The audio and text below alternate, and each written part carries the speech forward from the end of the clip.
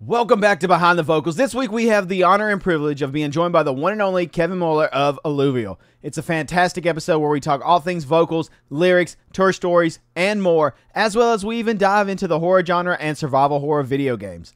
So without further ado, let's get into the episode. All right, we are joined by the one and only Mr. Kevin Muller.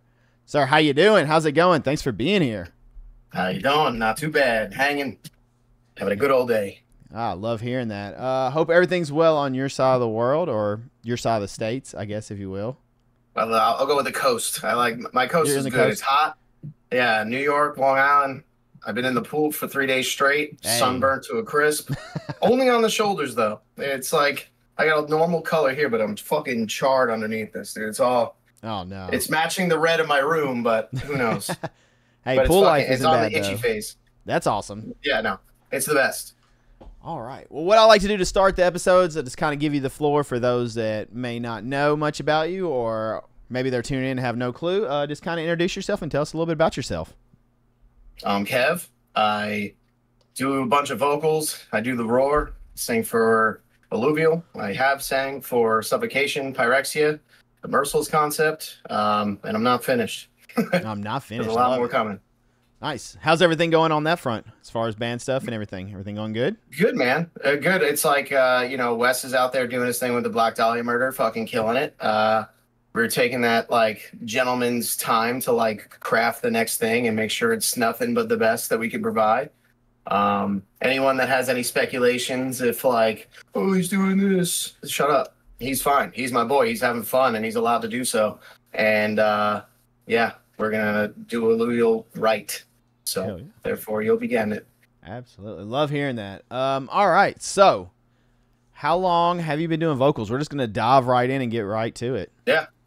I started, I do think about this. I don't know if it was 13 or 14 or 15. It was in that time frame. My first show was a local Battle of the Bands with a bunch of local bands that all ended up in other bands. Okay.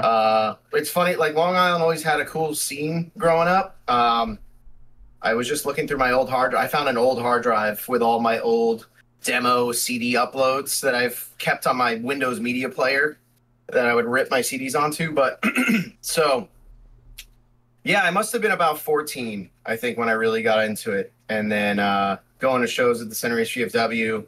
And then it was the initial push was seeing bands play and be able to, like, legally incite a riot. And I was always like, wow, I want to do that. I would see crazy shows there. Ones that I would catch. The New York scene is wild. Like dude, it comes and goes. That's my takeaway. Because you have not just a New York scene, but you have an upstate New York scene, you have a city scene, and you have a Long Island scene. And upstate, throughout the years, they've had, like, small windows of sick shit. Then you have the city, which is notoriously known for, let's call it, hardcore and metal bands and such, where Long Island has also its own hardcore scene. And it's had waves of death metal scenes. And, like, right now, I think it's cool, man. A lot of bands out here have got the memo that it's time to play some more shit. And I think, shout out to a lot of local bands out here. Sown in Tears, Without Remorse is getting more active. You got Dysentery from Boston coming back. Not Long Island, but they were like a Long Island treasure. A lot of shit coming back. And people keep nudging me to get Merciless concept going. And there's a lot of cool thoughts in that pool. So stay tuned. But I want to date myself, and I could be really wrong. I remember a band from, God, dude, probably 14, 15 years ago. Hardcore band. I want to say they're from Long Island, but I could be really wrong. So I'm sure you'll correct me quick. From the Pond. Oh, of course. Yeah. Gary, shout out to the boys. Yeah, I remember. Yeah. Played a couple shows with them. Man. I remember them back in the day. Dudes are sick. I still have the Star Wars shirt somewhere. They had like a sick, like, it had like the text going up the back with their lyrics, like the Star Wars stuff. Oh, yeah. And the front was like the logo style. Yeah, I just remember they had a hoodie that was pretty popular around here. The graphic in my mind is slipping, but I remember people rocking From the Pond hoodies. Them and, like, From Bliss to Devastation and Trying to think of other bands from that era. Buck Nasty and fucking. There's a few. They were all dudes from other bands. Straight from the Path. Played a lot of those local shows. That was when I started seeing Incendiary. But I think that was when they just first started. But yeah, Long Island scene's sick, man. But yeah, my first show that I ever played was the Center Each Library, Middle Country Public Library's Battle of the Bands. And it was my band. And then no one from my lineup except myself is still, like, I guess, touring and playing shows. I think our old guitarist, Dave, is out there playing some stuff here and there. But another band that was alongside us was this band called Tomorrow Never Came. And it was the Ultimaras that were the cousins or brothers, I think cousins. But the bassist of that, or he played guitar back then, is now the bassist of Straight from the Path for the last, like, bunch of years. I'm trying to think what other bands might have played that. But yeah, a lot of local bands, man. Like, half of Fit for an Autopsy's from Long Island. And then we got the Partisan Turbine. I don't know if you ever heard of them. I have not. So it's like beautiful death grind of like the MySpace era when it was sick. Yeah. When you didn't have to say MySpace, you were just like, oh, that's disgusting shit. In the same ballpark of like Waking the Cadaver. But it was just like blown out 2009 bass and gutturals and like when people hit you with like Bree memes and stuff, this band had the sick shit. Yeah. Matt Lipple's vocals were nuts in this, but he also does Sonneteers, so they're back also, so check them out. But yeah, that shit is nuts. And that their first tour ever was them and Whitechapel's first tour on Siege of Amita Records. And then Whitechapel blew up. Partisan kept doing different, like, pivoting. I think break up, come back, break up, come back, and then, you know, life happens. Yeah. But, you know. MySpace a lot of bands out here. MySpace days were crushing it, especially for, like, that, like, beatdown hardcore stuff. Like, a lot of the European, like, English dudes and, like, English and European dudes were all just always hitting up Merciless Concept for merch and stuff like that. We put out our first batch of hoodies, and I made only 40 hoodies. And I think 2 of them stayed in the country. Everything else was like Japan, Denmark, Sweden. And I was just like, what the fuck is happening right now? That's sick, it was though. wild. Yeah. Man, simpler times with MySpace days, networking and all that stuff. Yeah. I mean, yeah, now you have to, like, I feel like the idea of, like, social media was supposed to be like, hey, all that hours of searching and going through people's top 8s, you don't have to do that no more. Now you just get fed stuff that we think you'll like based off what you've already liked. Now it's so bad that you have to, like, push them out of the way. Yeah. And there's so many bands that get shoved in my face that I have no interest of. And then there's the bands that I want to see more of that I'll go follow them. And I don't even see anything when it comes up because it's still doing that algorithmic bullshit that I'm like, just leave me alone. Yeah. I want to follow like 5 bands on Instagram and only see their shit, you know? It's crazy. It's crazy how like it evolved over time from how simple the MySpace days were to, you know, then Facebook was like where everybody was really pushing Facebook and like building your communities or in your fan base there. And then now it's, dude, so many platforms that you pretty much have to be on everywhere to get heard. And it's nuts, like how it's the music industry as a whole, how it's changed over the last decade. I don't know if you've ever even messed with like the Meta business pages that they make you go through now. Yes. Holy fuck! What is this company? Like, it's like I have the band's Instagrams. I have my Facebook. I had a Facebook page, but then you can link a page to an Instagram page. But then you can't post this type of thing, but you can over here. Also, we got an event page messaging you to share and promote a Facebook event, but the request only shows up on this business Meta side, not as a normal like Facebook event. Like it's so there's all these like filters that they keep making of their own, you know, and it's just like that used to be just a MySpace message, boop, or like you had stories which were bulletins back then. You'd put out a few songs and be like, cool, this is what I want. And then now it's a mess. No one sees your stories if you put a link in it. You can't use hashtags because those are overused and Instagram mushes them. So it's like, stop doing anything and the app will be great again. Yeah. Dude, I streamed on Facebook for like 2 years. And Oh, the you did the amount of Facebook gaming stuff? yeah, I moved after Mixer went down. 'Cause I know you stream Right. as well, so that's why I'm bringing it up. Yeah. I moved over there, and the amount of hoops I had to jump through just to go live, I was like, this is insane. Yeah. Like, you know, Twitch or Mixer or any other sites, you just press Hey, go live and you're done. Go live. Yeah. Yeah. This, I was like, I had to go like 3 or 4 pages of doing things. I'm like, this is ridiculous. Like, this just sucks. Like, I don't even want to go live by this point because I just had to do so much shit. Yeah. I've done that thing where I tried YouTube. YouTube is probably the second best of the streaming options, but the problem is, like, there's no discoverability on there because when you go on YouTube, how many live streams are you fed? Almost none. Yeah. It's going to hit you immediately. You're going to get hit with, these are the short form media that we know you like. This is like, I watch a lot of video game emulation, band videos, and like car crashes and shit. So that'll be like the top. What an array right there. Yeah, well, it's a good spectrum there. But like the difference is like that's all you get hit with. And like for comedians, and I watch all the game stuff, you think I would get suggested more live stuff, but you have to physically go to the live section, which is kind of like, okay, so then just make a live streaming app. Like, I don't know why it's got to be youtube.com and then this, and then you should just make a new platform under the cloak of YouTube. Yeah. You know what I mean? I don't know.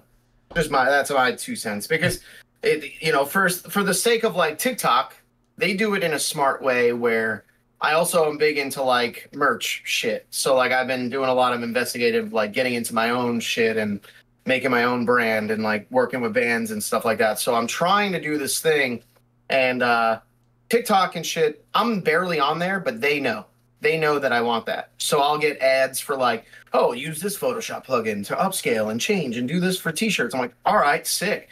Scrolling, I get auctions of band shirts popping up, people doing that like live auctioneer shit. Yeah. Instagram's okay with it, but it's very much like, oh, here's a page you might like. But half the time it's someone bootlegging a friend's design of mine. But I'm going all over the place. But the thing is, like, TikTok is really good at like you'll be scrolling through their TikTok videos, but then all of a sudden a live stream comes up that you're like, oh wait, I might fuck around here. This seems like something I can like spend some time in. And they're good at like figuring out that algorithm of what people like.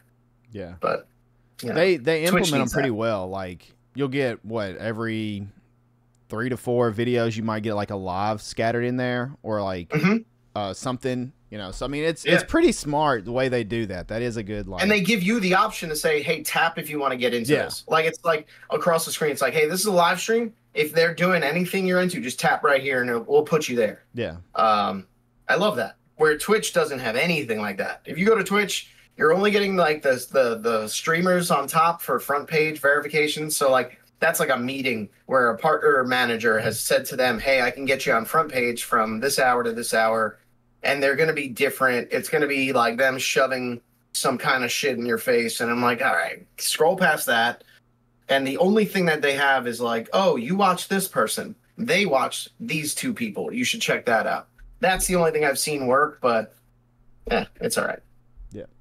And then while we're on social media, isn't it crazy how it's listening? I can't tell you how many times like the wife and I will say, hey, we should check out such and such, like this product or something, or like that'd be cool. And then next thing you know, you open up and there it is. It's just like front and center. I'm like, okay, that's creepy. Yeah. I mean, not only them, but like I have Google Homes and stuff. And like the little like pods. Yeah. I think they're convenient for certain things, but I'll be honest, I'm getting a little sussed out. I've seen some funny videos of people talking about AI, and then all of a sudden the lights turn on, like it's listening, like you got something bad to say. And like it's kind of crazy. And so I've been trying to like, I'm really nerdy with certain shit. I'll look into like building a Raspberry Pi to be my own web dev and cal dev like server. So I'll put all, like I use like Google Calendar, Google Photos, but I want to build my own home cloud that even if I'm away, I can port into my router and still dump it onto like this local drive, you know? But yeah, no, that shit's totally listening. And your Google has like their Google ad account tracking shit. You don't need to make a Google account for them to start tracking you. Once you download Chrome and you type in fucking, I don't know, I'm looking for gloves. Bink, hit enter. You come up as like a serialized username, and that username is a bunch of numbers and bullshit, but that links to your router, and then that links to other computers, and that goes like, okay, what are they all searching? Is there any Google accounts on this network? Boom, boom, boom. Okay, we know that it's more likely that it's this person, and they actually show you publicly.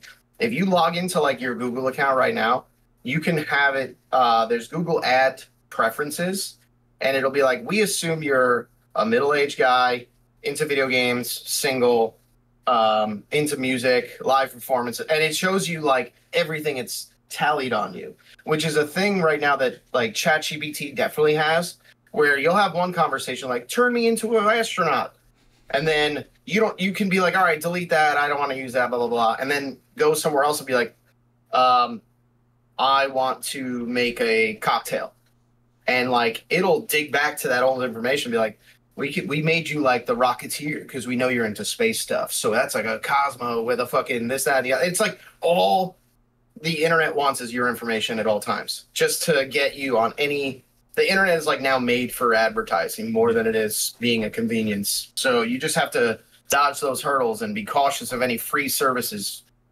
You know what I mean? Oh yeah. Nothing's free. Absolutely. All right. So we'll get back to vocals. So what got you into it or inspired you to become a vocalist? I know you said the Battle of the Bands, but what made you aspire to do it? Wait, that was my first show, yeah. So like the thing that inspired me, I think there's a lot of different angles that nudged me into like, all right, go buy a microphone, you know? I would say if I'm going by media, like if there was bands I was listening to, I got really into, I want to say like my gateway to like metal shit in general was Ozfest, and discovering that at a young age, like 2000, the 99 and 2000 sampler CDs that I would get at Special Sauce Skate Shop in Long Island, and used to be in Babylon. It's anyone from Long Island listening knows what I'm talking about. It used to be the spot. It was a CD. It was a skateboard store. You buy decks, grip tape, whatever, and then they had like a box or a little rack on the side. You could pick up CDs and stuff. So people would drop off, like street teams would drop off Warped Tour CDs, record label CDs, like Epitaph Records or like Century or whoever was like coming by for that group or whatever. And they drop off like on the counter. You would see it even at old Hot Topics and stuff. They'd be like, oh, take that. It's a local band. They dropped off a bunch of CDs. But I remember picking up the Ozfest samplers, and there was a few other samplers in there. I don't know. I can't remember exactly who the other samplers were for, but I remember that was my first time ever hearing Sworn Enemy, Glassjaw, Meshuggah, Hatebreed, and then like the Ozfest sampler stuff was like Machine Head, all that stuff, you know, Pantera, you know, all the things that brought me into that. But my mom is the one to blame for a lot of this stuff. I was always a kid into music. She'd always gift me Sam Goody gift cards or Best Buy gift cards, and I would go buy CDs. But one year she bought me Lou Bega's Mama Number 5, Will Smith's Millennium, Sum 41, All Killer No Filler or whatever, and then Black Sabbath's We Sold Our Soul for Rock and Roll, and that's the one she picked. She was like, something tells me you're gonna like this. I liked it as a kid, but it scared the shit out of me, so I didn't listen to it anymore, because she went to see Ozzy once and was like, I'm good. So she was like, I think you might like this. And then, yeah, that was the best shit ever. And then that made me discover really who Ozzy was. And, oh, that's Ozfest. Oh, this is Ozzy. He still plays. He does Ozzy Osbourne solo. That I got into that. But Slipknot was a huge band out of the Ozfest pool that I pulled away from, that I pulled out from. And I remember getting the Disaster Piece DVD. And that shit is still just one of the most raw performances of like a mainstream scale, you know? Like, think about like where Lorna is now, bands like that. That's what Slipknot was feeling for that era, and that was all like Iowa stuff. Yeah, that's when they were the most angry at each other, but like they just put on the most bitchin' fucking performances on there, and had all the bonus songs on the other DVD and all that. I was like, I would watch that on loop back in the day, you can like set your PlayStation or set your DVD player to just loop the disc. Yep. And it would go back to the front. And at some point, I remember getting home from school. I had at that time a little guitar and a little crate amplifier and a Rock Band microphone. And I remember when I was home alone, I would plug in this Rock Band mic into the guitar amp and use it like a PA. And I would be singing along to Slipknot stuff. I sucked, but it was just like, as a kid, just like belting, just like trying it out. I remember my dad walking in on me and being like, what the fuck are you doing? Because it sounds like shit. The house is vibrating and it's only my amp coming out. You know, I try to hook my TV up to the boombox through the analog to aux bullshit. And yeah, I was trying to blast everything out, but it was wild. So that got me picking up microphones. And then it was, starting a local band, finding local friends that were into like, whether it be new metal, hardcore, just normal metal. I remember my first band ever as a kid, I had a, Tom was his name. He was into Machine Head. Then there was Dylan on drums. He was very into like hip hop and stuff.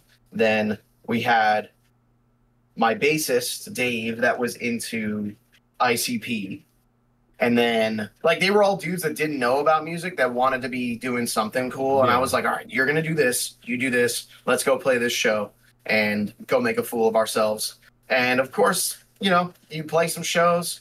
And then the ones that want to keep going forward start hitting you up. Like, yo, you should come hang out with us, jam with us, hang out, have some beers, whatever. And then you'll just end up somewhere where, you hang out with people that give a shit, and now you're all going to be in it. You know what I mean? And that's kind of how it all starts to unfold. Did you play any other instruments first, or straight to vocals? I tried on guitar, and I think I was one of those like diagnosed ADHD, but they didn't know what to do with you. They're like, here, take Ritalin, it'll put you to sleep, it'll calm you down. And I hated that. And so anything that was like difficult as a kid, I was very much like, I can't even look at this for more than 10 seconds without feeling narcoleptic and knowing the amount of care that I have to put into this to be good. I don't want to do it. And I felt bad. My dad bought me that sick guitar. I got it hanging over here. It's an Aslan Dane, but it's all like broken and not broken, but just fucked up. It needs to be set up all crazy. But I remember being like, damn, that's hard. I was really into like Eric Clapton, the Beatles, anything my dad was trying to show me. And then I was like, I think I just want to yell. I think that'll be sick to be the one inciting the energy, you know what I mean? Kind of dictating the room and really controlling it. Like, go back and watch that fucking DVD, bro. He's like nuts. And they're playing like crazy big rooms. And it just feels like they don't want to be there. It's chaotic.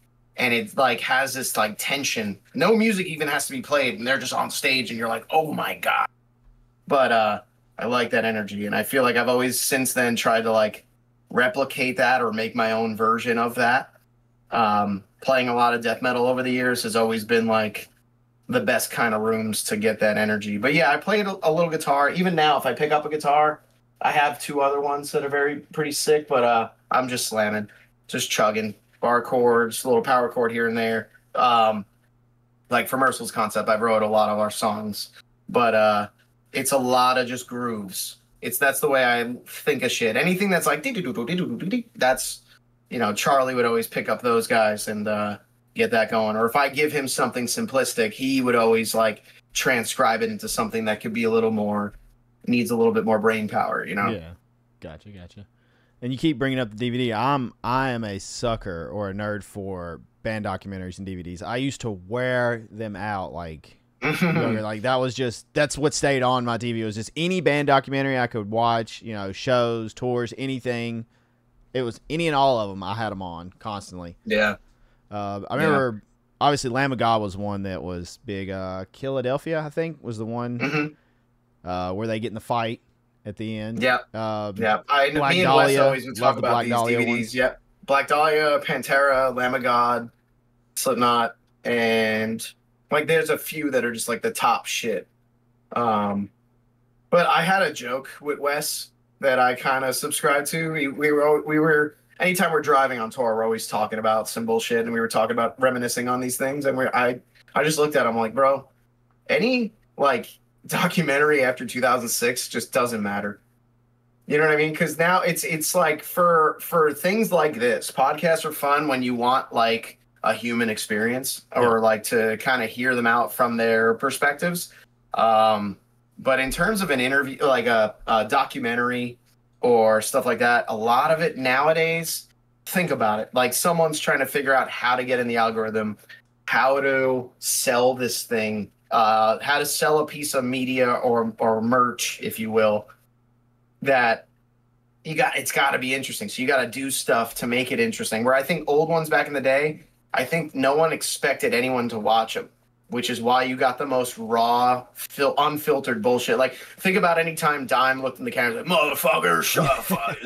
He's just chugging drink. I'm like, that's what people are here to see, is the unhingedness, where now it's all fabricated. And if you want to get that vibe of like, I always made the joke that this was the cutoff, was go look up Guy from the Red Chord talking on Metal Mayhem. And he's being interviewed, and he's just like looks pissed off. And he's like, "So, how's the tour going?" He's like, "I fucking hate all these bands here, dude. Like, I want to hear some good shit." Like, and he's just like so raw, and it's just like, you know, I have the pleasure of calling him a friend now, but it still makes me laugh going back and watching that.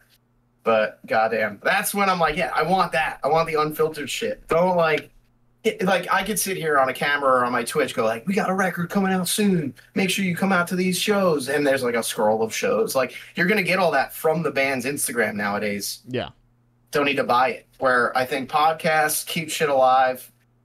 And just keeping up with the band on your own. Like, and it'll be because I post this and you post this. So people that want to hear it are going to hear it. That's as raw as it gets. But you can't just have a thing to sell. Like people like, here's our new documentary on our merch table. Everyone's like, all right, how much for the lighters? You know? Back in the day, though, they were amazing. Like you said, the rawness of them, the grittiness. You didn't get like you saw a little bit like the quote unquote rock star life, but it wasn't like you were watching like Motley Crue or something. You know, it was more like, these dudes they probably haven't showered in like a week and a half. Yeah. They're drinking. They're having fun. They're fighting. You know, they're pissed off. Like, they don't even know the camera's on. Yeah. That's the difference. No one's paying attention. And there's one sad sack just fucking holding that thing like, no one's going to watch this fucking thing. You know? Yeah, like, I don't even know why I'm doing this anymore. Now, every band on tour pretty much has a media guy for the most part. Like, they bring a social media guy to film shows, pictures, whatever, you know, and keep the content going. Like, hey, we're going to be Looks like a fucking Netflix documentary. And it's, but if you get to the end of it, you're like, what did I just watch? Yeah. I watched an hour and a half long music video with clips. And then there's me fucking around on the Steam Deck bored in a drive, you know, or like just, you know, it's just not the same. And I think the industry, the scene, I hate calling it industry because it's just us dudes trying to fucking get some peanuts, you know what I mean? But yeah, it's just different. I think back then, I don't think anyone knew what they had, you know? Think about how easily opportunities, like there were so many different tours in the States. You had Ozfest, Warped Tour, Mayhem. What was the other one? There's one more that's slipping my mind right now. Anyway, there was just always tons of shit. And now it's like you really gotta like cherry pick your stuff, and or if you're not cherry picking, you're like doing a bunch of opening and figuring shit out and just basing your shit on the algorithm. Like, oh, Spotify says we're popular in Seattle, let's play something there, you know? And it's just, where's the juice?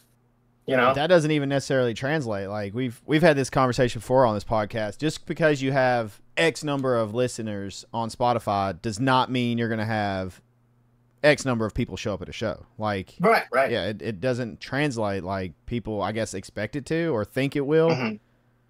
Yeah.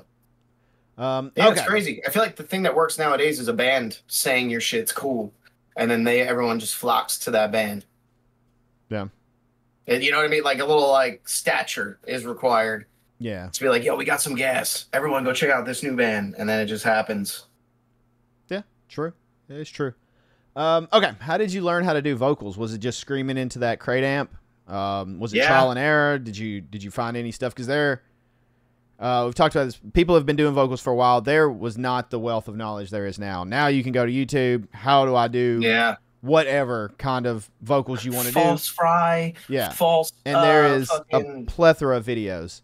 But back, 10, 15 years ago, there wasn't shit on the internet anywhere until like Melissa Cross stuff come out.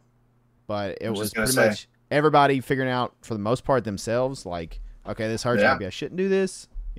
Dude, as a kid, when that shit was getting so heavily promoted, I remember being like, fuck it, I'm going to buy the DVD. And then when you buy the DVD, you find out it's just kind of like you bought a commercial for her lessons. Yeah. So it doesn't really show you much in the DVD, but like I'm lucky enough to call her a friend as well nowadays. And like I had a really good hang with her after like, it was like 2 years ago. Shout out to Eddie Hermita from Suicide Silence.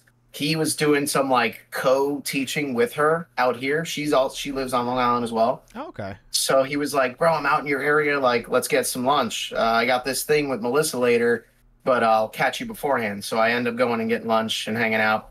She ends up coming out with us. And then they all invite us back to the house. And we were all hanging out, just sharing stories and talking about experience, metal, yada, yada. And, me, with all the years I've tried doing this and putting my practice in and like thinking I have an understanding of false chord and fry, just for her to look at me and tell me, you have false chord and fry hybrid. I'm like, so nothing I know is real. Like, it's just like, I thought I had this shit figured out, and now you just broke me. She's like, yeah, like George from Corpse Grind, from Cannibal Corpse does this, and you have that same, it's all power first. I'm like, okay. So she goes, you know what you're doing. I was like, but do I? Like, I always get that, what is the imposter syndrome? When people are like, yo, do you give lessons, bro? I'd love to fucking figure out what you do. I'm like, I would feel like I'm robbing you blind if I was doing lessons.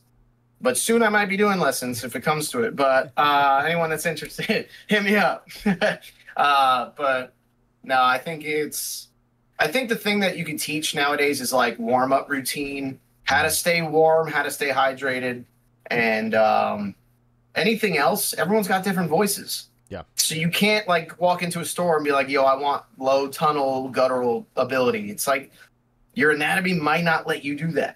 You kind of have to like fuck up and find out where you're comfortable. Like when I was a kid, I was ripping highs and lows and stuff. And as I've grown up, I'm like, I don't, number one, really like how highs sound.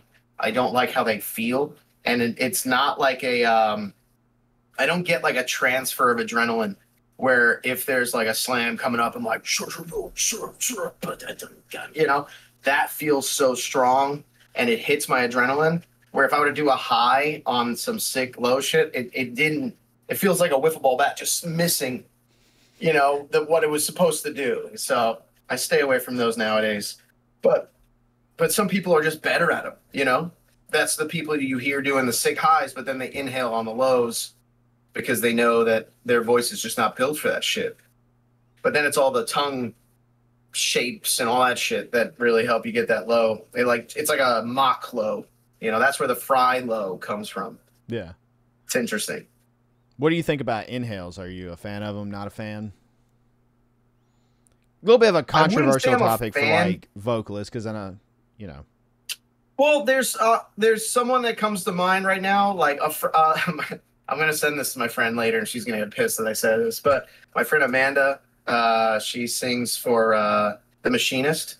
It's a Queens like city band, and for years she was doing inhales all the time, and I'd be like, yo, just stop doing that. She's like, shut the fuck up, dude. I fucking it sounds sick. And but like to her argument, there's nowadays with recording, it used to be, wow, you could do that in the studio, but you can't get away with that live, right? Yeah. Because of just dynamics. You're gonna set your mic so fucking loud that you're gonna have the guitar's amp coming through your fucking even just electric feedback because of just how high you have your gain on your mic and trying to get away with that. But honestly, dude, like nowadays, I think people have figured out inhales to be like projecting enough that it's not such a low, it's just fucking cranked the whole way.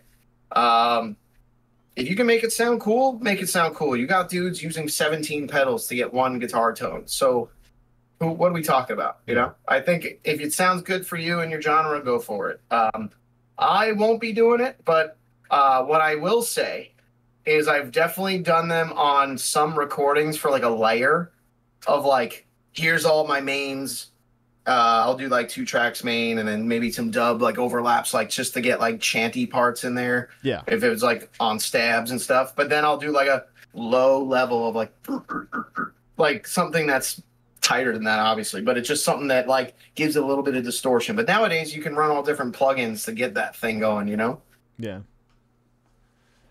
All right. Yeah. So when you were starting off, what were some early mistakes you made when learning?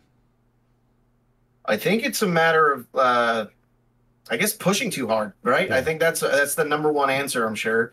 And it's just finding out that there's so much gear that helps with that stuff. Like my whole vocal career, if you will, I've never used in-ears. I always screamed in a VFW, and we got like 2 10-inch PAs that is just vocals and maybe kick triggers if you wanted that. So I'm like stepping left to right, hoping to hear the slapback of the PA for me to even hear if I'm doing what I'm doing is correct. After 2 shows of doing that, I'm fucked. You know, my voice is just completely gone, and I'm just like trying my best to make it happen. But over the years, you get better at knowing like what you're feeling. Yeah. Like if I'm straining up here, too far. I've always described how I do vocals to people. And I have one silly joke that it's just like where it comes from the chest is when you sigh, like a fucking, and you feel that it's like under like Mongolian throat singing shit, yeah. You know. And I would always make the joke. It's like, imagine your dog shits on your carpet. You're like, oh god damn it! Like, it's just that rumble. That's what you want to use and shape it and do whatever. But yeah, other than that, like I've definitely loved in-ears nowadays just for the fact that you have your best friend, your personal monitor, everything's set perfectly, and you can know what you're doing without pushing too hard.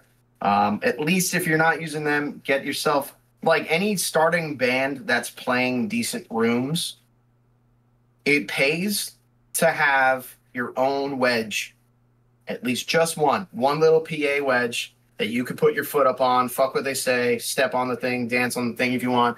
But like, when I started touring with Suffocation, I was like, here it comes, the big time. The stages are going to be nuts. House of Blues and fucking yada, yada, yada. Half these monitor people don't know what they're doing, and half the time they're kicked in and they're spit on, a drink is spilled on them, and you're trying to talk like, what's up? So, and that's all you're getting in the front wedge, and now you have to use that as your tool. Yeah. So that's fucked. Roll it in. Get your own PA in there. Just one little guy, one little wedge can save your life. The times of just using the house speakers, the PA and everything, and you go to one venue and you'd be like, okay, this is solid tonight. Like I can hear stuff. Like, oh my god, I hear the band. And then you go to another and you're like, I can't hear shit. Yep. And then you got the house sound guy like snare. It's like purring, purring, purring, and it's just feedbacking through everyone's shit. You're like, all right, well, this is how the rest of the night's going to be, huh? And those nights are the ones where it's easy to push too hard, like you said. Like you know, you're just trying to compensate. It's so loud on stage. Yeah. Never mind what the rest of the room's going to be when the front of house is on and all that shit. Everything's bouncing off your ears and off your shit that you're like, I don't even hear my own chest right now. Never mind the PA and the wedges or whatever.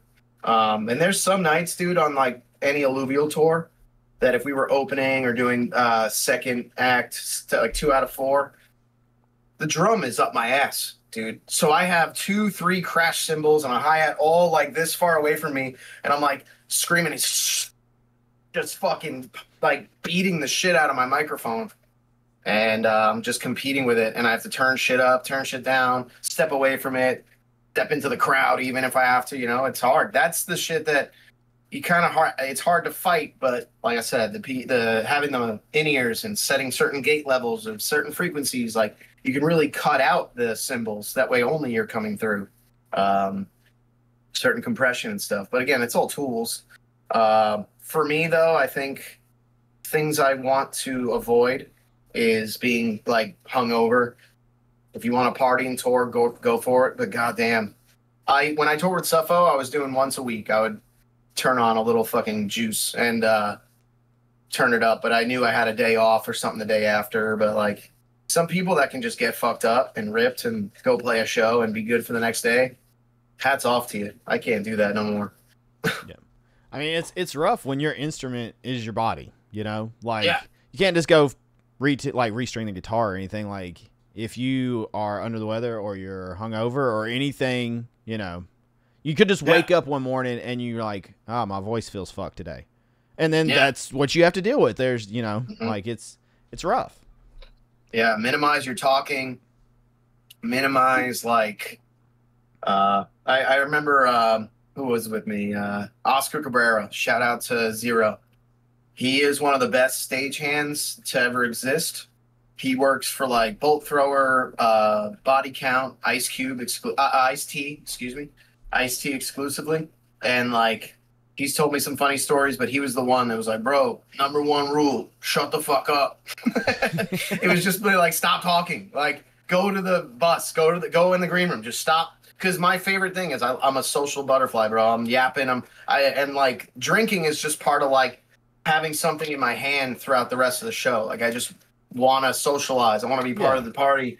And that leads me sometimes to just over drinking. I'm not even trying to drink. It's just happening around me and I'm having fun.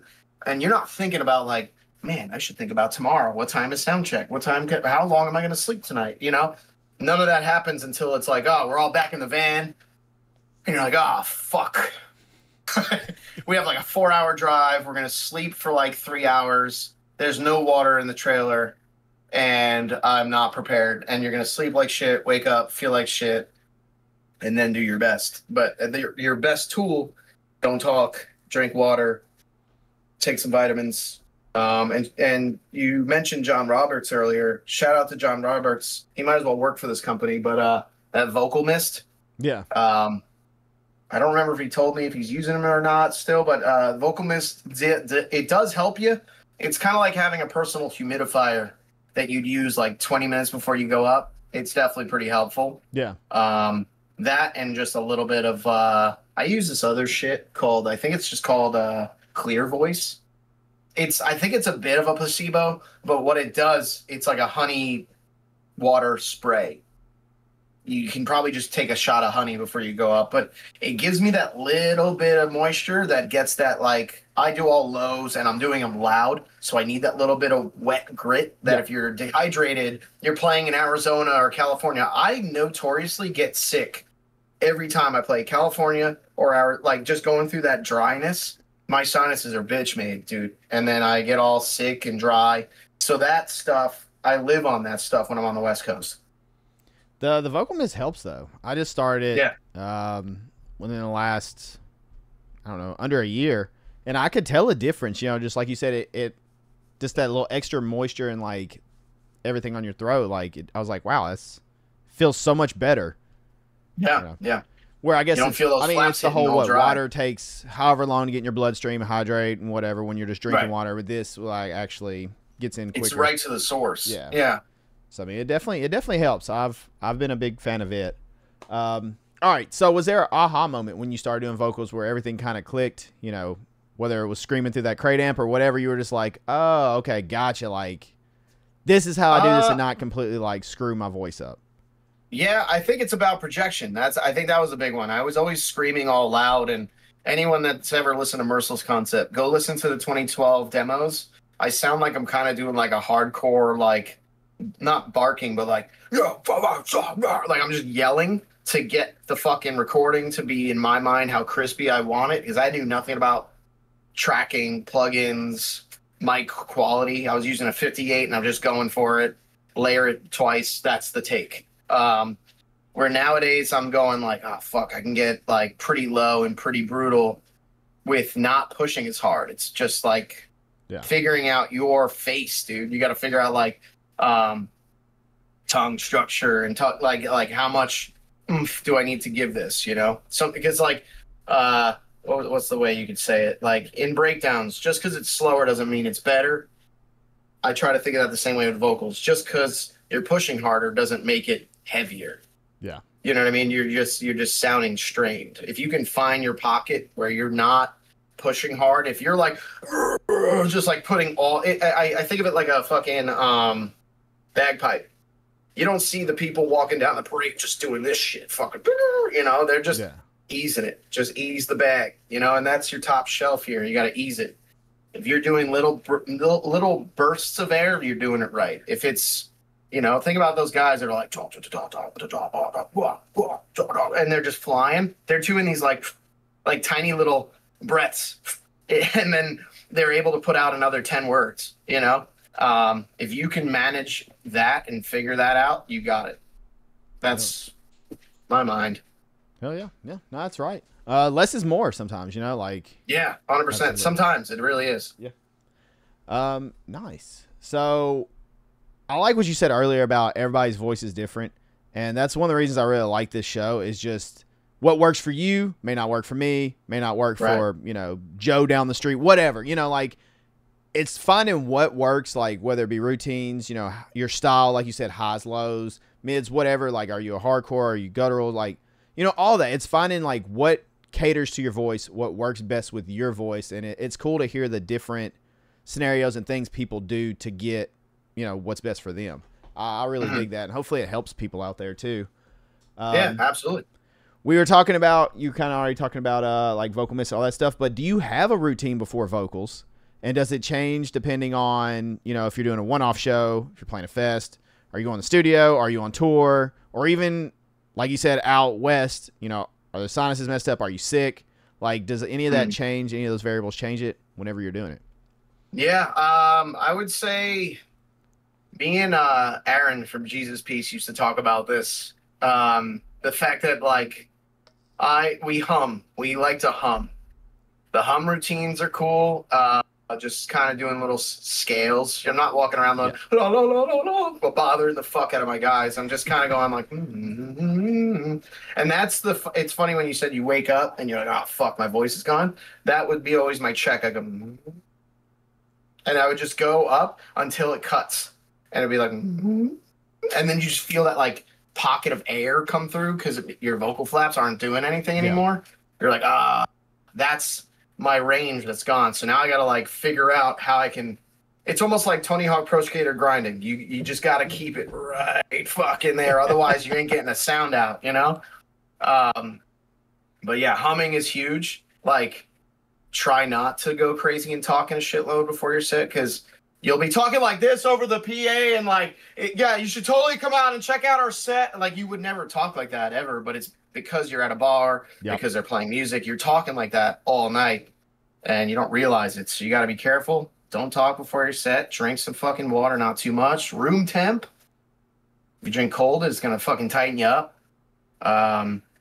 Yeah, that's my things, is humming and just staying rested. Save that energy for jumping around, because that's another thing too. I used to get, like last year, I between 2 tours ago and the last one we did, I lost about 20 pounds. And man, I was winded. Jumping around stage left and right, being like, what's up, fuckers? You know, you're just trying to keep your energy up, but you gotta preserve that shit. It gets rough up there. Cardio, man. Yeah. Like, getting your lungs and everything, because like you said, you can get winded easy. Yeah, yeah. I mean, you're screaming, you're expelling so much air, and then you're jumping around and trying to gasp air as you are, and it gets rough. Meanwhile, you got a fucking new verse coming up that's unstoppable. You're like, oh, fuck, here it comes, you know? I shouldn't have sprinted across the stage. Yeah, yeah. And then it's like, there's been a few shows that, like, I want to give kudos to the last tour we did at Whitechapel.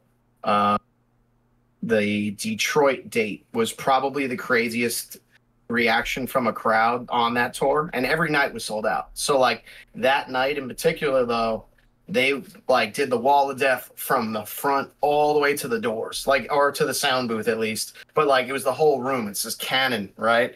But I was just so adrenaline filled. I'm jumping into the crowd. I'm fucking screaming in people's faces. Then I'm climbing up the stage. I'm jumping on. I have like a 3.5 foot window that I can step left and right without hitting Tim and Wes. And I'm just kind of like, I have a foot this way because the drum is right behind me, because it's like a tiny little stage, but the room is nice. But yeah, I was jumping around like a maniac, and I was losing my wind all night. But the show was great. You know, I was able to keep it on a reservoir of here's where I need to be. And I didn't overdo it. You know what I mean? But yeah, God, that was so much fun. The stuff you got to learn too with just experience like your reservoir and like what all you can and can't do and like overdoing it, like you said, like want to put on a good show. This is a good segue. I want to ask this. I usually ask this a little later. What is more difficult, being a front man or being a vocalist?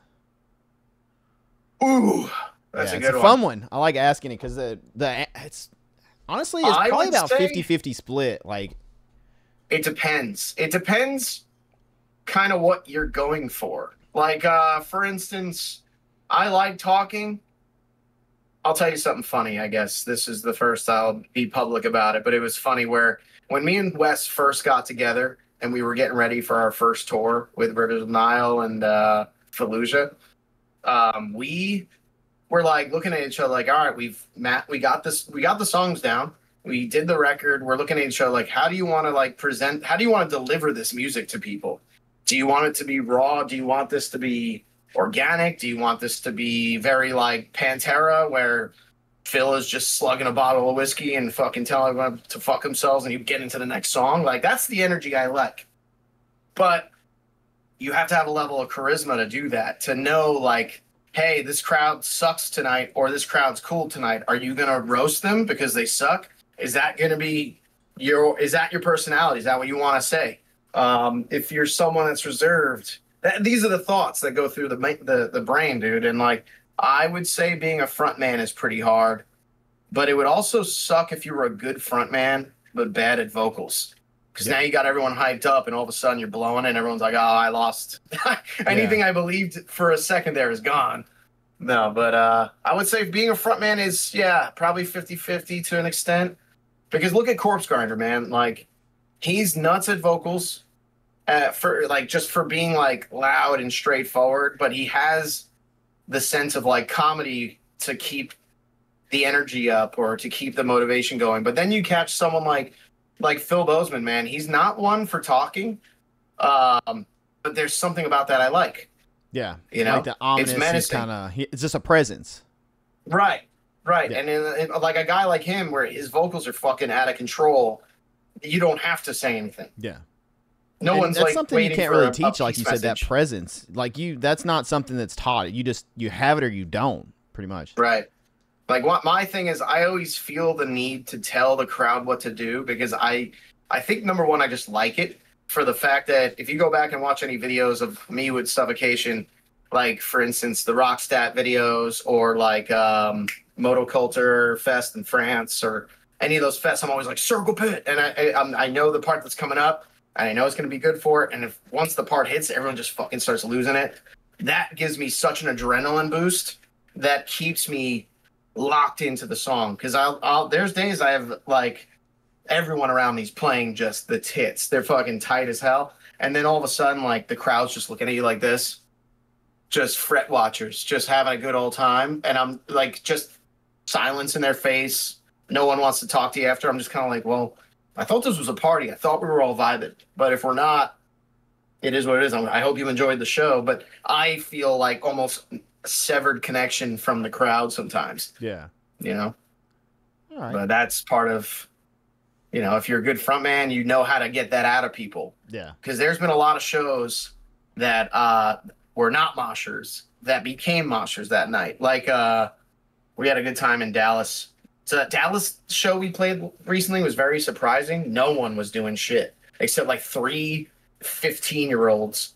And I was like, yo, get this fucking pit moving. And I watched a grown man go, ugh, and walk to the bar, but no one moshed. Like he reacted like fucking 700 people just punched his drink in his face at the same time. And I was like, do you not like metal? Like I'm confused of what we're doing here. Like, I didn't know. You should have folded chairs and just sit. And no one say a fucking word, you know? Can you imagine playing metal with that? How terrible. No, that's what I'm saying. But it was funny. We opened and I'm thinking maybe it's us. And then every band off that came off stage like, what the fuck, dude? It's crazy, you know? But it happens. All right. So you kind of already talked about vocal care, but what all do you do for vocal care? Just other than don't I do? Or what like when you're not playing, just like if, you know, do Do you drink teas? You talked about the spray you use with like the water and the honey. Like, is there anything else you do that you can think of? I mean, tea is a huge one.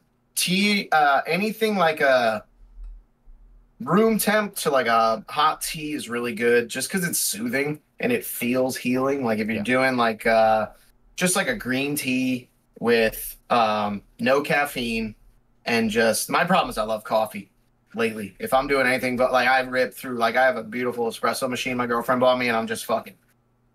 That's what you just saw. I didn't even go to Starbucks. I didn't make It's probably that not myself. the best though before vocals.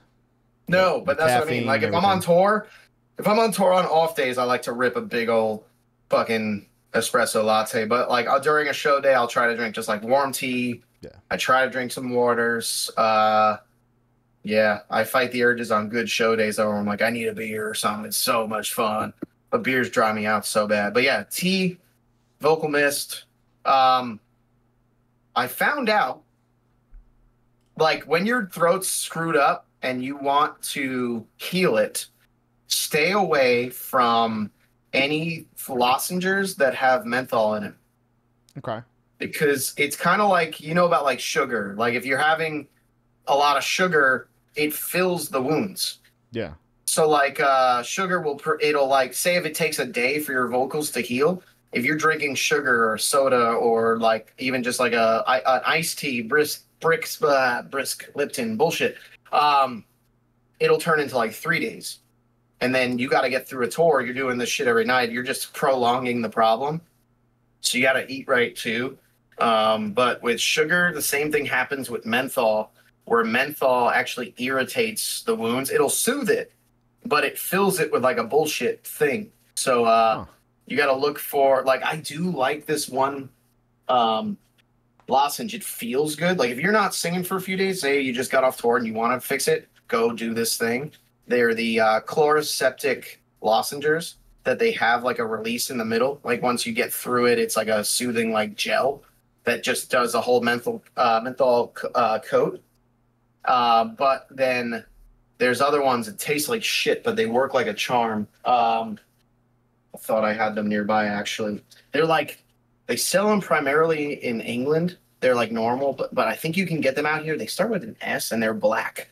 They're black in these little circles. Now you're going to make me look for them.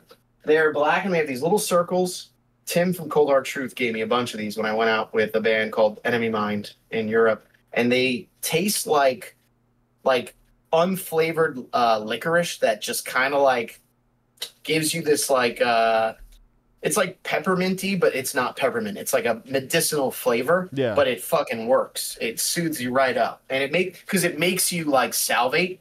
Yeah. And you're just kind of like, ugh, but it's like your own mouth healing itself at double the speed. And I also swear by, in Germany, they have these lozengers that are called, God, I haven't seen my phone in a minute. Oh, it's over. It's called something in German, but they sell them in like these little, circle. They look like almost like an Altoid or like a Alka-Seltzer. And you just rest them on your tongue and they foam.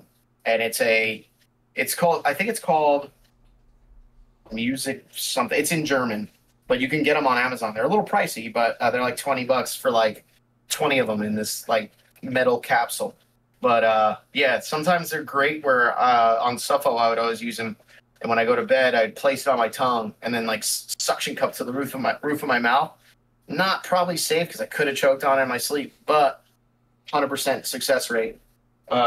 Because they disintegrate, and by the time the morning comes, it's gone. But you have like this coat of like this medicinal foam that's kind of like all up in your stuff that's soothing and healing you while you sleep. Oh, that's cool. Okay. Yeah, I gotta get the name of them. Maybe I'll send it to you. You can put it in like the caption in YouTube. Be like, oh, you found it. All right, we're gonna shift gears. Lyrics. Where do you pull from for lyrics? Do you do personal experience? Do you do conceptual? Do you kind of do a hybrid, mix them together? Like, what's kind of your go-to? I would say it's more hybrid. I got to give Wes a lot of credit, mostly all the credit in lyrics. I was never really good at putting something where there's nothing. But he would give me an idea and I get to go, okay, I like that concept. Now put this in there. Now put this in there. Put this in there.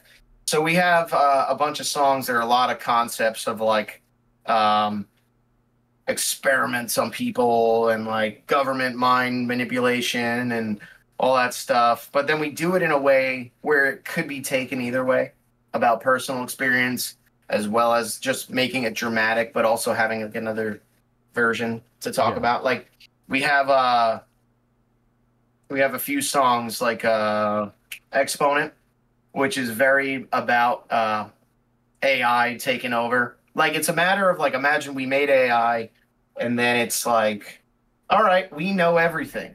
And you've built this thing and now we know that, like, think about how human history is. There's a lot of gross shit out there. The CP, you got the fucking murders and snuff films and people buying people off the internet kind of shit going on. So imagine all the AI knows everything about that and they're going, oh, we calculated it and we have to wipe you out. You know, and it's just got to be done. You taught us what good and evil is, and you're clearly evil. But then it's like we're talking in the perception of the AI talking down, but then we're also talking about like each other being like, what the fuck are we doing? Yeah. We have some other songs that are about like, mental abuse and taking advantage of others, and like how we used Pazuzu from The Exorcist as a kind of like a face for it, where if you listen to the lyrics, it's like, I have you under my control kind of thing. But there's people in our lives that try to take control and they fucking manipulate and they weasel their way in. So there's personal bits of salt all over the song where that's where the feeling came from, but then the concept is built after to be like, oh, I'm talking about this thing, but then it could have a dual meaning. Yeah. It probably helps too, as far as like the performance too, to have that little bit of personal in there to kind of give you that extra little emotion, you know, as far as like getting into it.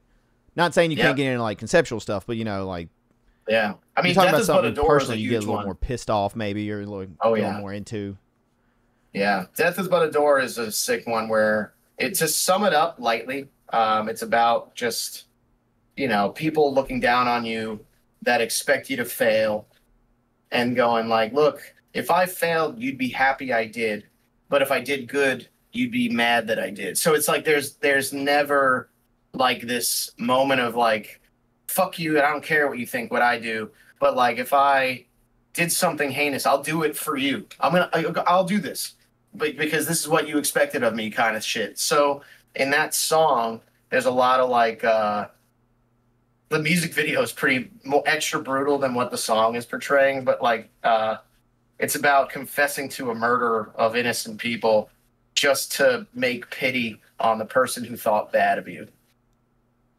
But then it reflects other people in our life, like fuck you, you know. But it's pretty sick. It goes deep, so I don't want to go too deep, but it hits hard for me. And there's a line, there's like an A-B line where in the beginning it's I can't. My brain's dumb. I can't even think of my own lyrics before if I'm not hearing the song. But like, one of the lyrics is like, "I'm gonna send all these people to whatever god they believe in," and then the second time it comes around, it's like, "You can send me, but I don't even give a fuck who does it." You know, it's like I'm fucking going nowhere. Like any one of you can take me right now. Do me the favor, kind of. It's like. It's the last lyrics right before, I guess, the breakdown of that song, and it hits hard. When I tracked it and do it live, it's a lot of fun. Hell yeah. You know. All right. Do you have a favorite lyricist or someone you look up to that you admire or? For lyrics, it's so funny, dude. My whole life as a vocalist, I was all about vibes more than I was lyrics. I mean, I listen to shit like Abominable Putridity, Devourment, fucking go look up like Insidious Decrepancy stuff with Sean Whitaker. His lyrics are out of control. It's all like big scenery, like of like death and like I think of like a Doom, the video game artwork where there's just so much chaos going on. That's like what those guys' lyrics are all about. As I appreciate those things, I like when it's like finite, like it's up close. And like for Mercil's concept, I've definitely written a lot of songs about like one-to-one torture, like the album we put out last is called Sessions of Pain, and the perspective of the artwork is just two like feet. It's a first-person POV of him like just like like strapped down with metal fucking restraints, and there's like 5 ghoulish like creatures about to like cut him up, sacrifice, do whatever. And I'm like, all right, so we can use the hardcore angle of like it's revenge lyrics, it's pissed off. We can make it more like street lingo, but it's also like peeling flesh from bone, fingernails ripped off. Like you're getting like the brutal angst dripped, every last drop taken from it, you know. And right now I'm trying to get a lot of those ideas that I've had out and just demoed on my computer just to hear it again and just go, all right, I want to channel into this. Like what you were asking earlier, but is it conceptual or real? Like I think for anything I've done with Merciless has always been conceptual. Like I'm influenced. I see you got a lot of horror stuff behind you. You have an appreciation for the classics. Oh yeah. Which I like. The Nun Massacre pop figure up there. That's a deep cut. Oh yeah. Is that Nun Massacre? Which one?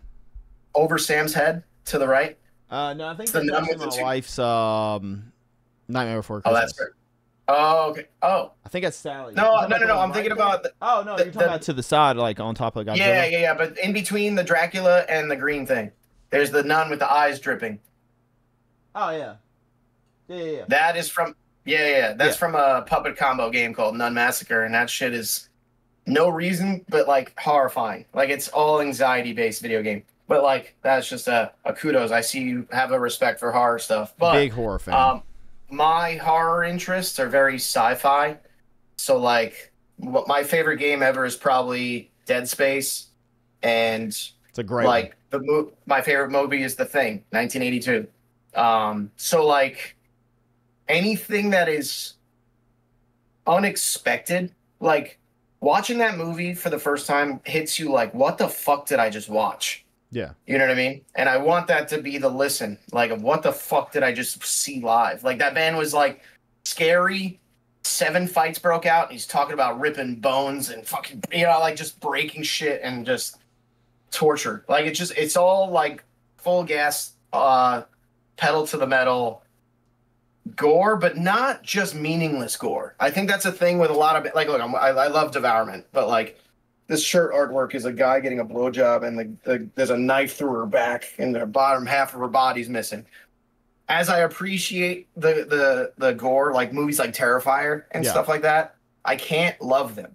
I appreciate them for what they are, but the thing that makes me love it is like I never, in a million years, if you gave me a pen and paper and a digital program and I know how to make graphics, I would never be able to create that thing I just saw. And there's a thing that when I see that, I get influence of like, all right, now I want to make my own version of that. Like, this shit's crazy. I like that shit. That's why Silent Hill bosses, we were talking about Silent Hill earlier. Yeah. Silent Hill bosses are like the coolest things. You know, like you're looking at it, you're like, it shocks you, it kind of scares you, but you don't know why yet. Yeah. It's like the fear of the unknown kind of thing. You're like, what the hell is that? And you're trying to like get all the little details of it, like, oh, that's that on there? Okay. Yeah, like, and then it gets gross. Your emotion gets like, ugh. As soon as you said Silent Hill bosses, Abstract Daddy. Frame? Is that his name? Yep. That's the first one that popped into my head. Most people's probably Pyramid Head, but Abstract Daddy, I was just like, what the shit is that? Yeah, like, what am I running from right now? Yeah. It's fucked up. Look up the lore of that, guys. It's fucking deep. And it's pretty sick. And that's the thing. You're playing the game, you're startled, you're running from it, you're trying to fucking kill it, and it's making these gross sounds and busting through fucking walls. You're like, what is happening right now? And then just fucking go look it up, and it's even darker than what you'd imagine. Yeah. So I like when it's like you're hearing our music and you're probably just listening to the slams, the grooves and stuff like that, but if you sit and look at the lyrics, you're going, ugh.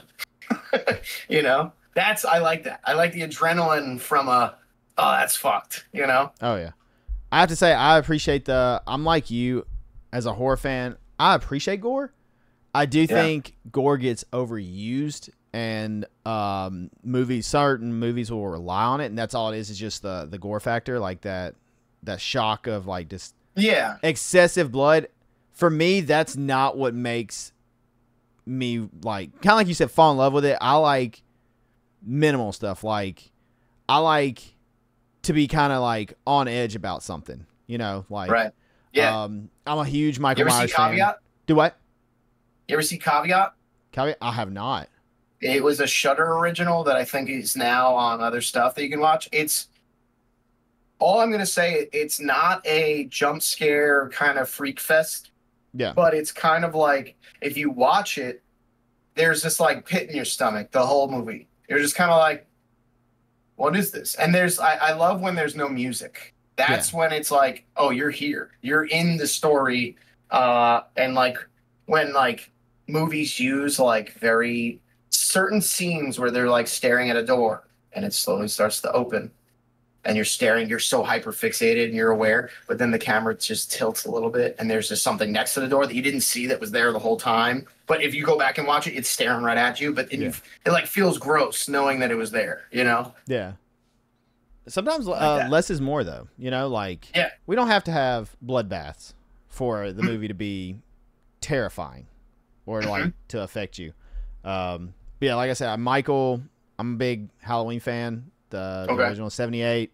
There's like next to no blood in that whole thing, but I still think it's perfection. I love it. It's the being chased. It's the tension. That you don't know why. Creates. I mean, obviously the franchise, they've went in multiple directions depending on which way you go with the movies. But in that specific movie, you have no clue like his motive. You don't know anything. You just know he's killing people, and we don't know why.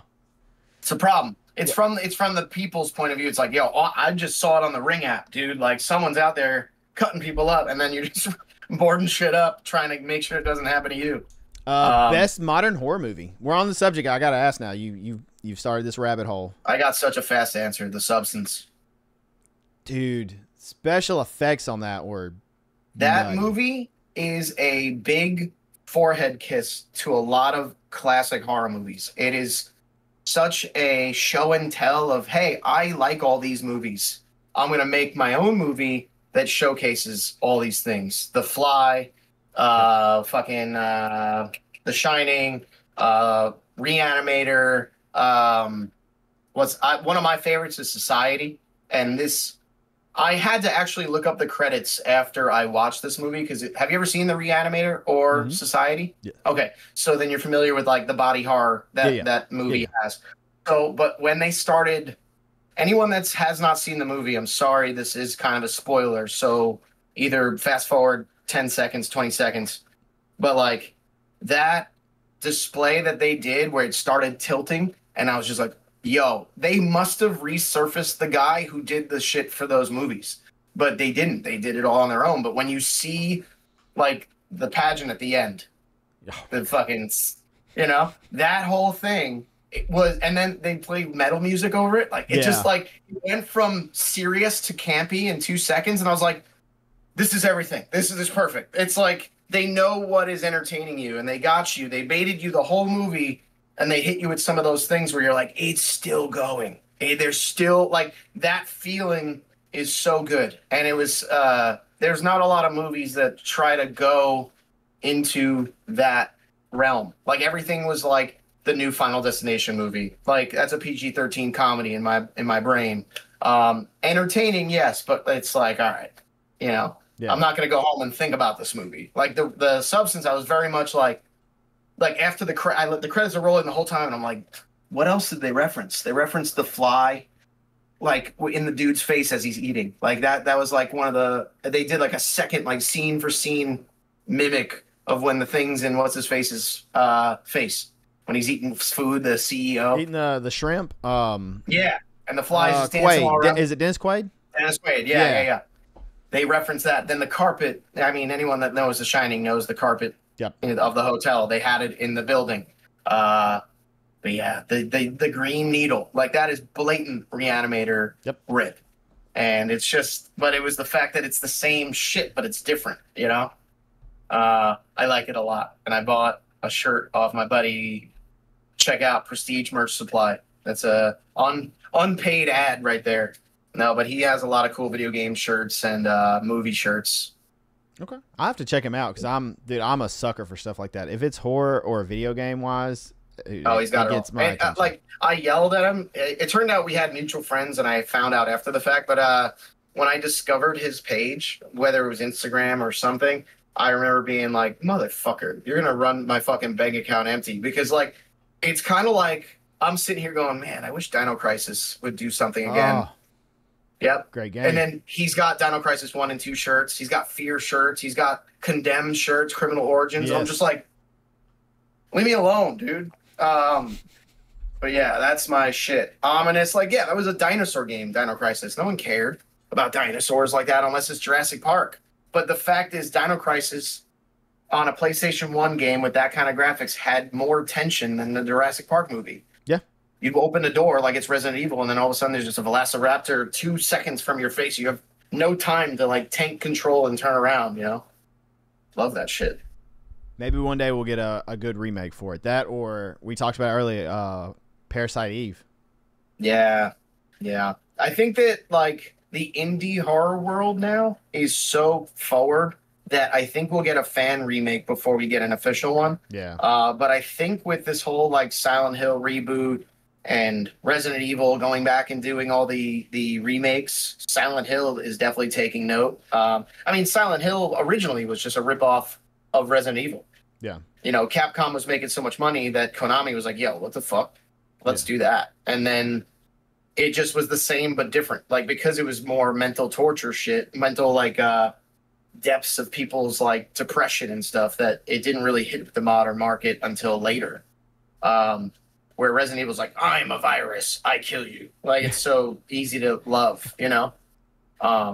But yeah, all the fan-made games, I don't know if you're a PC gamer or like okay, so I'm full-blown PC guy since I was 15. And my Steam library is like a graveyard of multiple games that I've been meaning to get to. And over the years, I've touched up on Damn a few. you, Steam but sales. That's what that is. Dude, 100%. I just bought like 10 games on the summer sale that Stuff I haven't that you're even like, opened or this game's installed sick. yet. It's like $3. I'm going to get it. And then it sits there. That's why I got my Steam Deck, is for those games. That way, if I'm out, I'm like, oh, let me just open that fucking thing up real quick. Or emulators. But yeah, there was a game that I loved that I knew nothing about. And it's called Lost in Vivo. I haven't heard of that. It is a PlayStation X, like PSX inspired graphic game. So the graphics are very like, oh, you have a gun, it's just a floating gun. Yeah. You have an item, it's just then no hands, they don't give a fuck about all that. Everything's very hot, like sharp polygons and stuff. But the enemies in the game are very Silent Hill inspired. And the story of the game is that you're just walking your dog. A little fucking, what kind of dog is it? It's the little corgi. You're walking a little corgi. The weather's nice. Then it starts raining. And then it really starts fucking like pissing down. And your dog, it cuts out real fast. And you wake up, like the scene comes back and your dog is like hanging from its collar, about to fall into a sewer. And you're like, no. And then it drops. And he's like, so the whole game now is get in the sewer and go find your dog.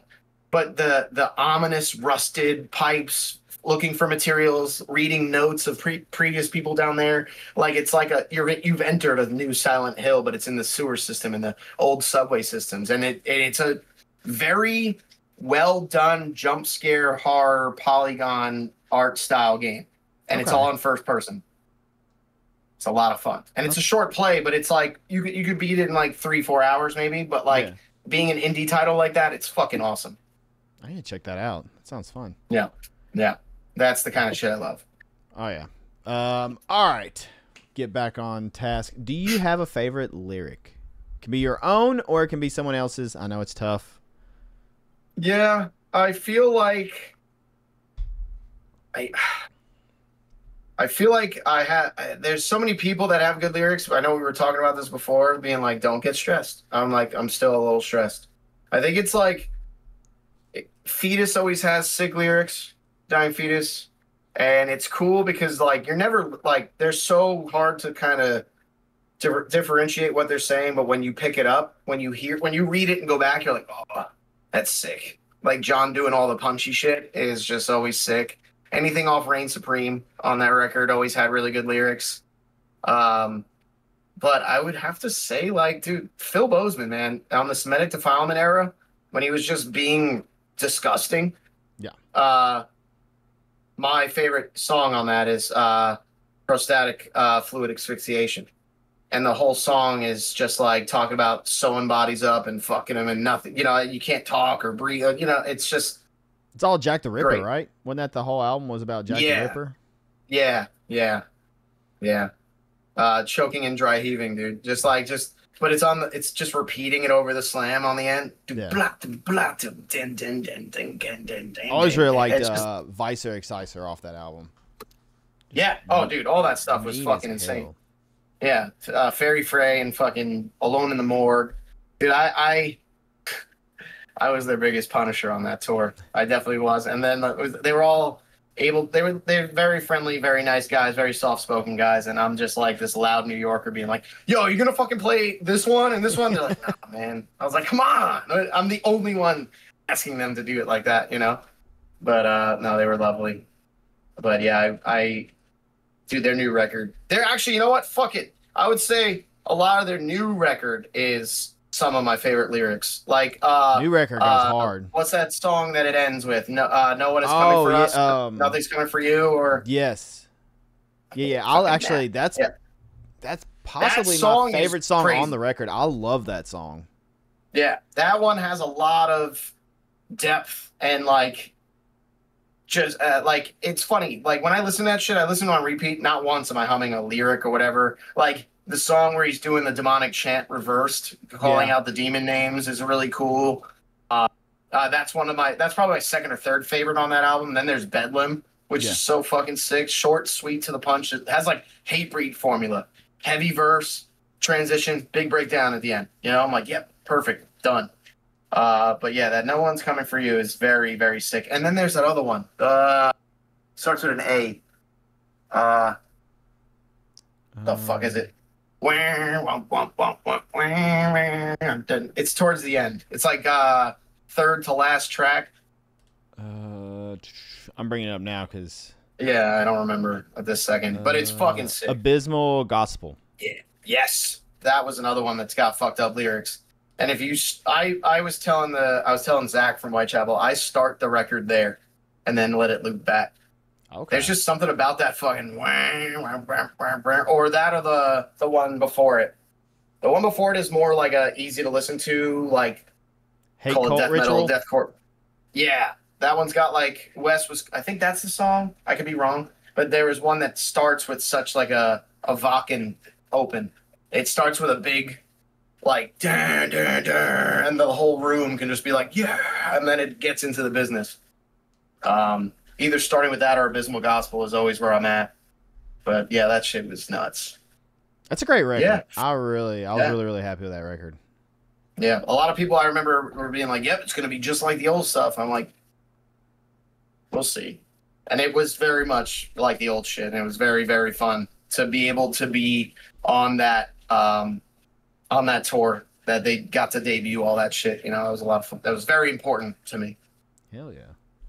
All right. Do you have any lyrics of your own you're proud of, or that are your favorite?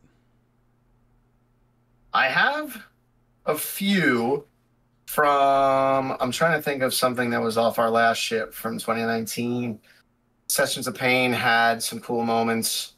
I always liked Suffering Humanity. It always was a song that was easy to get people to relate to or fuck around with, because the song was very about like we're all living paycheck to paycheck. Let's stop pretending that there's this like really cool life that you're gonna live once you work hard.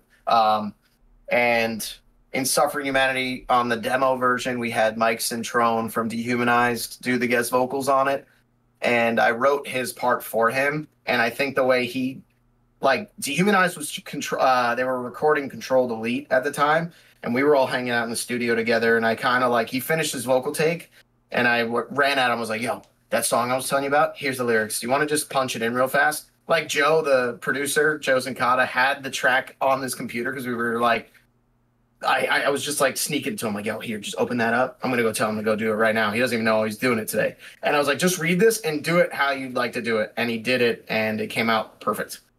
Okay. It's all mad New York death metal. The torture soul. We are the tortured souls that walk the streets, killing and stealing to make its meat. What can we do to fucking survive this plague that we all call our lives?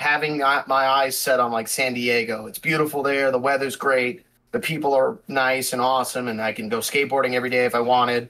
But goddamn, this place is blah right now. I'd love to just it would feel like succeeding if I was over there. But I've moved before, and anyone who knows me is I'm like a poster boy for Long Island. I'm always bitching anywhere I'm at. If I'm in Chicago, I'm like, there's no fucking deli that's open now. Like, why I can't go here? Like, they don't have this open here. They don't have bagels. They don't have pizza. Fuck their pizza. Fuck that. And I don't mean to be, but I'm just openly opinionated where I feel like a young version of Larry David from Curb Your Enthusiasm. Like, I'm just always, you didn't ask for it, but I'm going to say it. And if you don't like it, my bad. I'm just saying, like, you brought it up. I don't know, you know? But it would always be something where I wanted to move, and then I've moved, and then I'd be like, fuck this place, man. Like, I'm going back home. And we turned that idea into a concept where there is Lake Ronkonkoma, which is a town, Ronkonkoma, out here in Long Island. And anyone that's from Long Island knows the town Ronkonkoma because that is where the last stop of the Long Island Railroad hits. If you're like having a nice drunk night in the city, you got to take the train. Once you hear the train to Ronkonkoma is opening up, like, you see everyone like run like sheep herd into this train because they know if they miss this, they're fucked. They have to. That's how you're getting home. But there's actually a lot of lore behind Ronkonkoma, where the Lake Ronkonkoma, over like 700 people have died in that lake, drowning in it over the last like few hundred years. And Ronkonkoma, a lot of our Long Island history is all like, you know, Native American history. So you have like Wantagh, Yaphank, it's all like those kind of names. And in Ronkonkoma, there was Princess Ronkonkoma that I think of drowned in that lake. And the story is that she's consuming the souls to keep the life of like Ronkonkoma going. Like, it's kind of like you're feeding her. Every time she consumes a soul, she's pulling you down to keep the shit going. So we made the concept of me trying to leave and knowing that I'm going to be pulled right back in. There's a line in that song saying, that bitch knows I'm coming back. And it's talking about her knowing that I'm coming back, you know, and anyone listening would be like, oh, it's probably some girl he's talking about. Like, it's fun to think of it in different angles, but it's more like lore based. And the breakdown at the end of that song, we're talking about being in a tomb lined with scum. You won't need her help. You'll fuck this up on your own. Meaning, like, you're stuck here. If you're from here, you're stuck here. And if you leave, you're always thinking about coming back. And it's like there's this like life force pulling you back, you know. But yeah, that was one that hits all those boxes. Yeah, I like that. I like that a lot.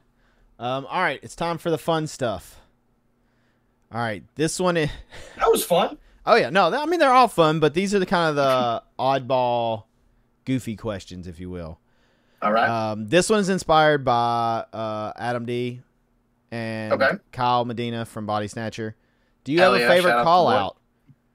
Oh, man.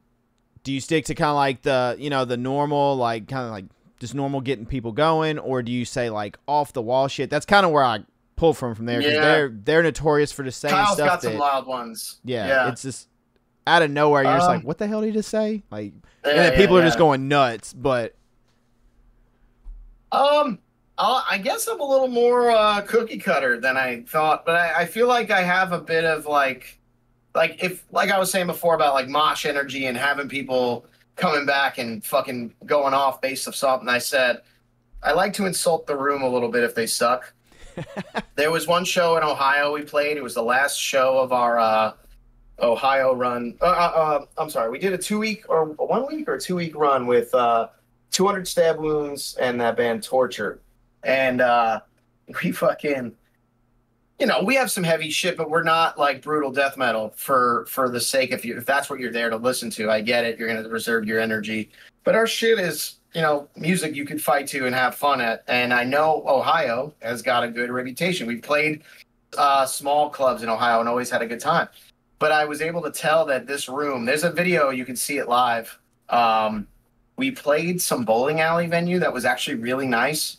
I don't know the name of it off my brain right now, but we played and I I insulted the people in the crowd because they had like they all opened for a giant pit. So I'm thinking, oh, tonight's gonna be good. And I'm telling you, 3 kids, all combined weight of 180 pounds, are throwing some spin kicks. And I'm like, are you all scared of these 3 fucking kids in the front? Like, move up. What are you doing? And then, you know, being that there's like death metal and death metal adjacent bands there, everyone's wearing their shirts for the boys. You know, I always make that reference of like, oh, that's for the boys. That's not, he doesn't even like that band. That's for the boys. That's for everyone to be like, that's a sick shirt, you know? But I called out some people. I was like, yo, you guys got all these fucking sick shirts from the internet. I can't see them. I can't read them from back here. You might as well move the fuck up. I get in here. Like, quit fucking acting all sick and, you know, and then, like, there's a point in that video, you see the whole wall feel judged and everyone moves up. Throughout the show, there's like 1 or 2, and then you got the guy holding a drink doing like, why aren't they moving up? You know, like it really was nothing heinous. You know what I mean? No, nothing to be afraid of. But then that moment is where it felt like a show. Everyone packed in, and I was like, all right, now welcome back, fuckers, you know? And I like doing a little bit of insulting. And then there was one other show. I don't remember where we were. That's the best part of the story. They left me with I remember saying to them, like, I'll remember this. Like, being disappointed with, like, how bad people were, like, receiving shit, you know? Because it's one thing, I get it if you're sitting there headbanging and enjoying the show. I'm not going to force you out of your comfort zone. But it's like, this place was looking at you like a bunch of fucking zombies, you know? And I'm just like, do you even want to be here? Like, what are we doing right now, you know?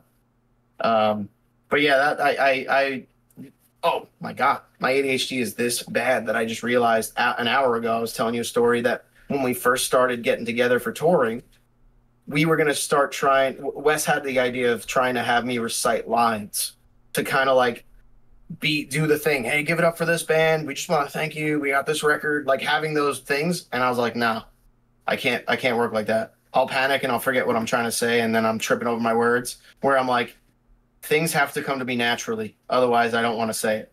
Yeah. You know, I don't want to be like, thank you guys so much. If this is, you know, I hate it here right now. I'm not going to tell them this is sick, you know, and sometimes that gets them to be like spiteful and move up and like be bummed that their town is pissing me off. And then they start piling and crowd surfing and beating the piss out of everybody. I'm like, that's what I'm fuck.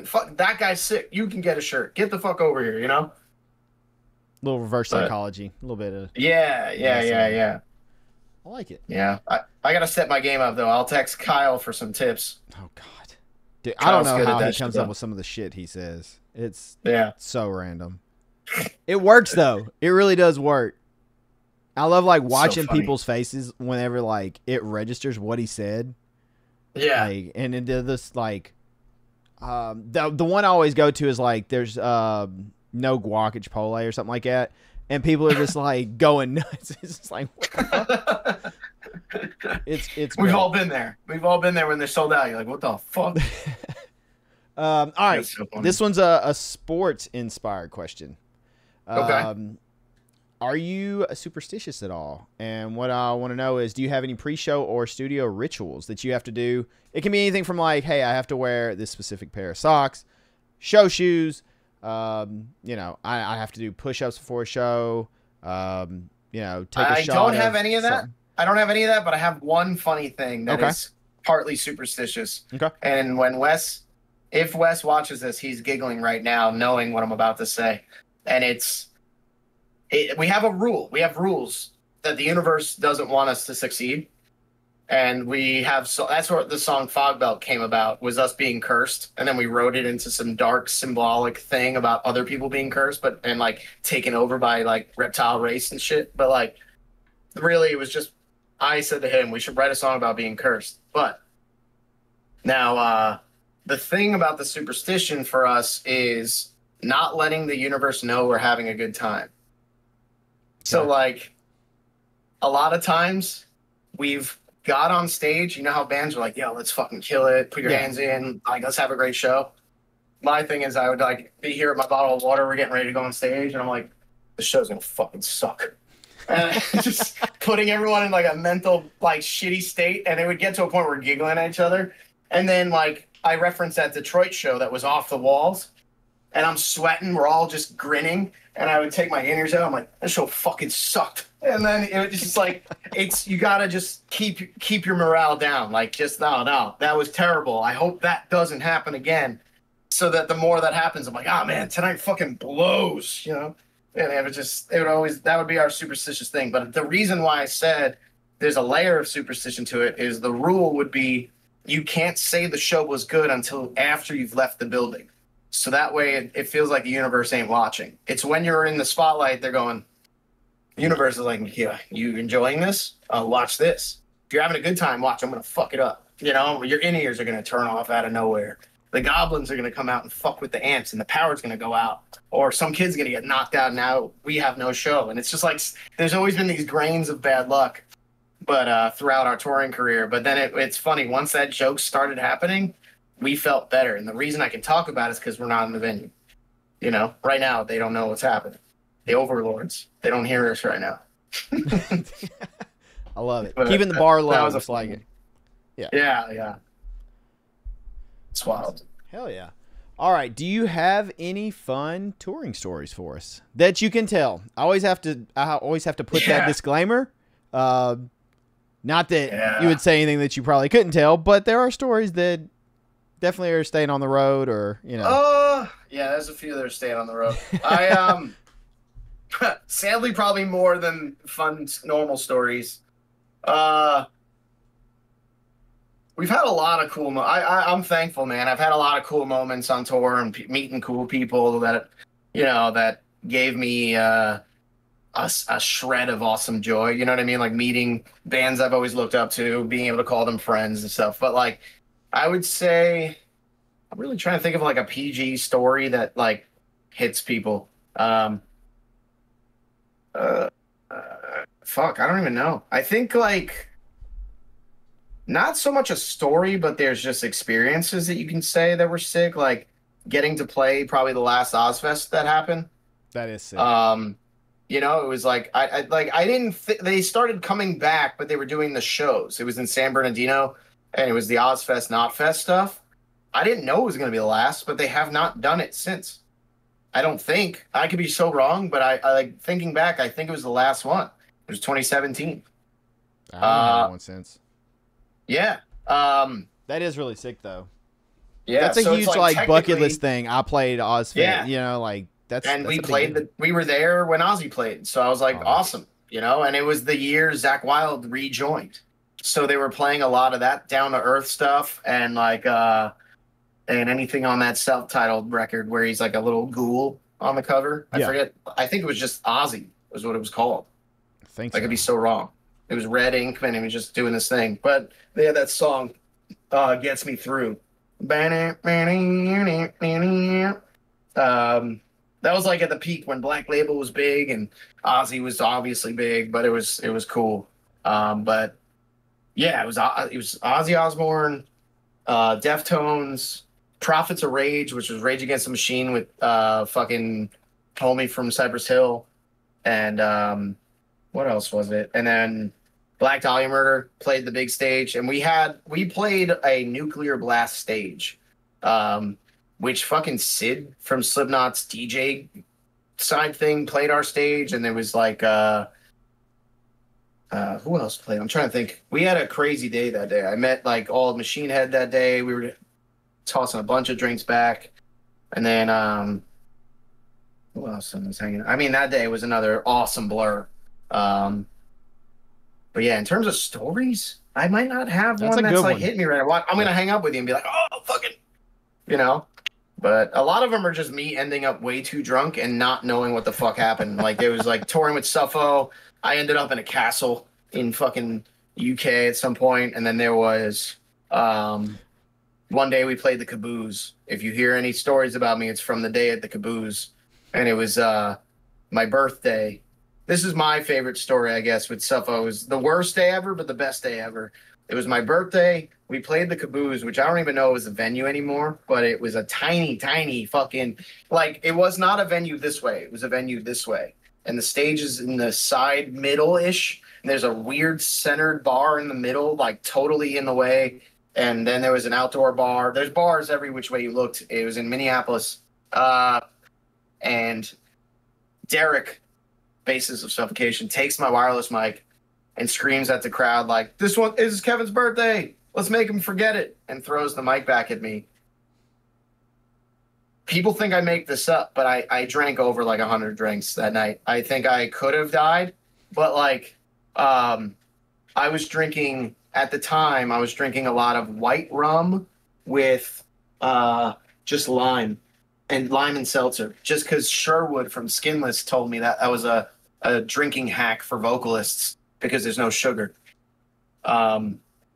I mean, if you wanted to do a touch of lime, that's your sugar is coming from a lime directly. So it's natural, but it was the difference that you're not drinking like a whiskey Coke or a fucking rum and Coke or, you know, any sort of crazy cranberry fucking vodka drink. But this was the white rum and gin, those two. It's like whatever form of that you wanted to do. And I had a gin phase bad. And I was drinking that night, I was drinking white rum, gin, and then people didn't know what to buy me. So the thing is, Derek gave the whole venue a cue. Hey, buy him a drink and give it to Kev. And when I got off stage, there was one lovely guy walked over with like 20 tall boys, just like, "Here, everyone take 2." And we were just like, "All right, thanks, man." And I'm walking just to get to the merch. Some husband and wife, "Yo, here's a shot of JMO. Here's a shot of JMO. Get to the bar. Oh, you just played. Here's a shot of JMO." And I'm like, enough. Like I had an issue where I couldn't say no because I'm watching them just blow $30, $20 on drinks for me. And I'm like, "Give it to your buddy." They're like, "No, this is for you, man." And I was like, "Fuck. All right." And I was just taking the shots. And that was the tour we did with Morbid Angel. And I remember Robin Mason, another Florida awesome person, was tour managing for them at the time.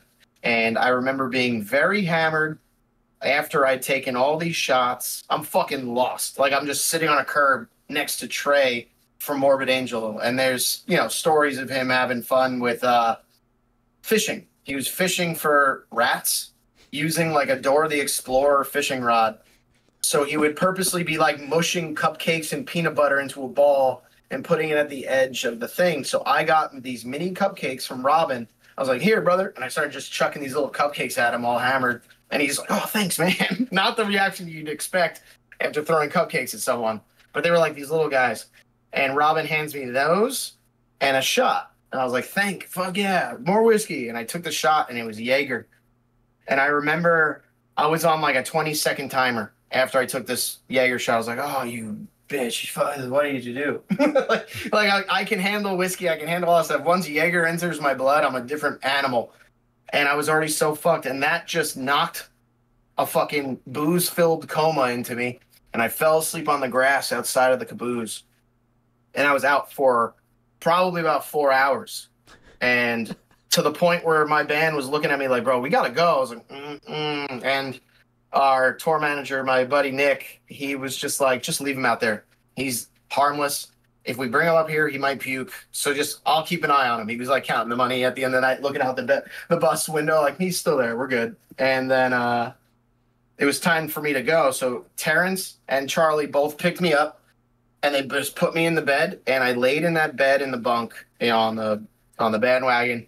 No shit for 24 hours. I didn't eat, drink, water, anything. I didn't piss or not. Think about a night of boozing. Your body has to piss. I feel like all of my liquids just stopped. And I was like this for 24 hours, just like nobody touched me, nobody moved. I just slept it off. And the day off after my birthday was a nightmare. I was just like,